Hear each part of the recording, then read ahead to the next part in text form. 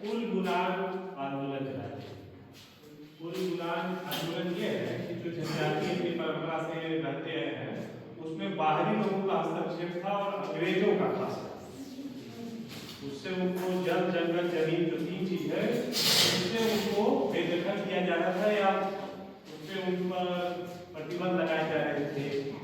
खेती किसानी पर भी बाहरी लोग आ रहे थे और इनसे वहाँ के लोकल लोग जो लोकल आदिवासी समाज था उनसे बेगार कराया जाता। बेगार का मतलब वो उनसे काम तो लिया जाता था लेकिन उसके बदले में पैसे नहीं दिए जाते थे, बहुत कम दिए जाते।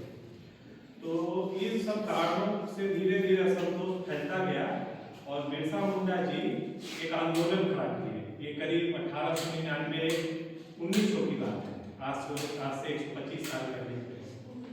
और इसमें उन्होंने बाहरी लोगों का और अंग्रेजों का विरोध किया कि हमारी जो जमीन है, हमारा जो जंगल है और जो हमारा जल, इस पर पहला अधिकार हमारा आदिवासी समाज का होता है।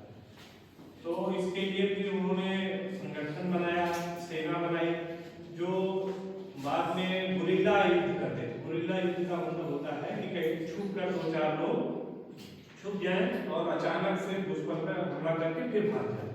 तो इस तरह गुरिल्ला युद्ध करके अंग्रेजों को और बाहरी लोगों को इन्होंने परेशान किया, जिससे इनको बात समझ में आ गई कि ये जो बिरसा मुंडा जी हैं ये कोई ऐसे विरोधी नहीं है, अपने अधिकार को दे रहे हैं और समाज का पूरा साथ मिल रहा था।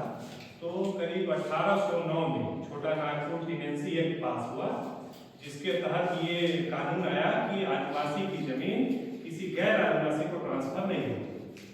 इस तरह उन्होंने आदिवासी समाज के हितों का संरक्षण किया और अंग्रेज लोग इनको जेल में डाल दिए थे और जेल में ही इनकी मृत्यु यंग अवस्था में, जवान थे तभी इनकी मृत्यु जेल में यातना देने के दौरान हो गई।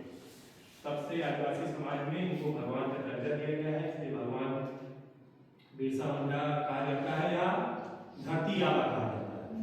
धरती आबा का